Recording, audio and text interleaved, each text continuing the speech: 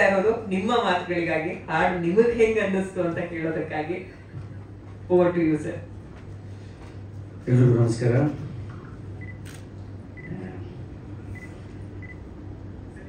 Song ಕೇಳಿದ್ರೆ ಬಹಳ ಚೆನ್ನಾಗಿದೆ ಆ್ಯಂಡ್ ನೀವಿಬ್ಬರು ಬಹಳ ಚೆನ್ನಾಗಿ ಕಾಣಿಸ್ತಿದ್ದೀರಿ. ವೆರಿ ಮೆಲೋಡಿಯಸ್ ಆ್ಯಂಡ್ ನಿಮ್ಮ ತಂಡಕ್ಕೆ, ನಿಮ್ಮ ಡೈರೆಕ್ಟರ್, ಪ್ರೊಡ್ಯೂಸರ್ ಆ್ಯಂಡ್ ನಿಮ್ಮ ಮ್ಯೂಸಿಕ್ ಡೈರೆಕ್ಟರ್ ಎಲ್ರಿಗೂ ಕಂಗ್ರ್ಯಾಚುಲೇಷನ್ಸ್. ತುಂಬ ಚೆನ್ನಾಗಿದೆ ಆ್ಯಂಡ್ ಆಲ್ ದ ಬೆಸ್ಟ್ ಈ ತಂಡಕ್ಕೆ. ಹಾಗೆ ಪ್ರಶ್ನೆ, ಇದು ಹಾಡು ಕೇಳ್ತಿದ್ದಂಗೆ ಅಂದ್ಕೊಂಡೆ ಇದು ಕೇಳಬೇಕಲ್ಲ ಒಂದ್ಸಲ. ಇನ್ನು ಪ್ರಾಮಾಣಿಕವಾಗಿ ನಾನಿದ್ರೂ ಇದು ಕೇಳುವಂತಹ ಪ್ರಶ್ನೆ. ನಮ್ಮಿಂದ ಅಲ್ಲ ಭಾಷೆ, ಭಾಷೆಯಿಂದ ನಾವು. ಭಾಷೆ ಉಳಿದರಷ್ಟೇ ನಾವು. ಭಾಷೆನೇ ಇಲ್ಲ ಅಂದರೆ ನಾವು ಏನು ಮಾಡೋಕ್ಕಾಗುತ್ತೆ? ಸೊ ಸಾವಿರಾರು ವರ್ಷಗಳ ಎಷ್ಟು ನಮ್ಮ ಇತಿಹಾಸ ಇದೆ ನಮ್ಮ ಭಾಷೆಗೆ, ಅದರಿಂದ ನಾವಷ್ಟೇ. ನಮ್ಮಿಂದ ಭಾಷೆ ನಮ್ಮಂಥವ್ರು ಸಾವಿರಾರು ಜನ ಬಂದು ಹೋಗ್ತಾರೆ, ಉಳಿಯೋದು ಭಾಷೆ ಒಂದೇ.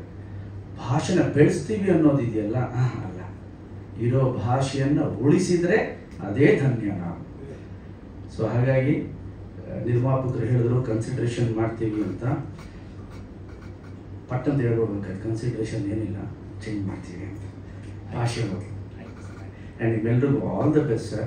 ನನಗೆ ಭಾಳ ಇಷ್ಟ ಆಯಿತು ಸಾಂಗು, ದ ವೇ ಕ್ಯಾಪ್ಚರ್ ಮಾಡಿರೋದು ಅದೆಲ್ಲ. ಆ್ಯಂಡ್ ಟೈಟ್ಲೇ ಡಿಫ್ರೆಂಟ್ ಅನಿಸ್ತು ನನಗೆ, ನಿದ್ರಾದೇವಿ ನೆಕ್ಸ್ಟ್ ಡೋರ್ ಅಂತ. ನನಗೇನು ಸ್ವಲ್ಪ ಡಿಫ್ರೆಂಟ್ ಕಾನ್ಸೆಪ್ಟ್ ಇಟ್ಕೊಂಡು ಮಾಡಿದ್ದಾರೆ ಈ ಸಿನಿಮಾನ ಅನ್ನಿಸ್ತಾ ಇದೆ. ಒಂದು ನಿರ್ಮಾಪಕ ಆಗಿರಲಿ, ನಿರ್ದೇಶಕ ಆಗಿರಲಿ, ಸಿನಿಮಾಲ್ಲಿ ಮಾಡಿರುವಂತಹ ನಟ ನಟಿಯರು ಯಾರೇ ಆಗಿರಲಿ, ಸಿನಿಮಾ ದೊಡ್ಡ ಹಿಟ್ಟಾದರೆ ನಿದ್ರೆ ಬರುತ್ತೆ, ಇಲ್ಲ ನಿದ್ರಾದೇವಿ ನೆಕ್ಸ್ಟ್ ಡೋರ್.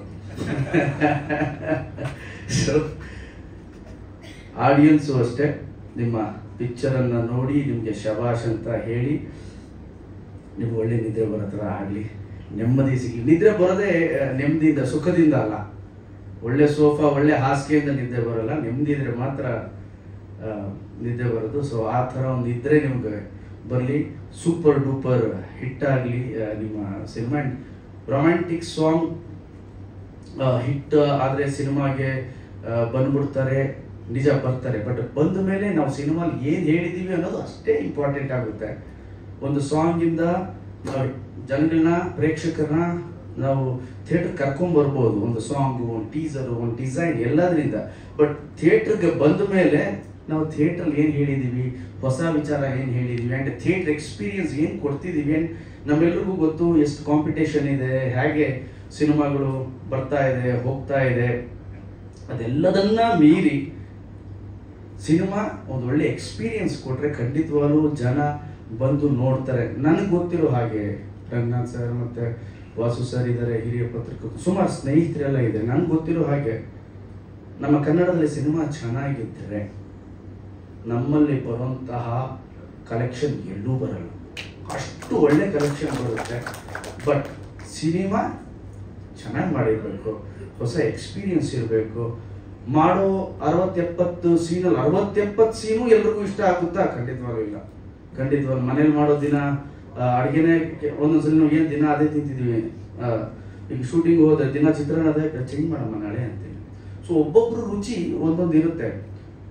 ಈ 70-80 ಸೀನಲ್ಲಿ ಒಂದು 10 ಸೀನು, 15 ಸೀನು ಪ್ರೇಕ್ಷಕರ ಮನ ಮುಟ್ಟಿಸ್ಬಿಟ್ರೆ ಸಿನಿಮಾ ಹಿಟ್ ಆಗುತ್ತೆ.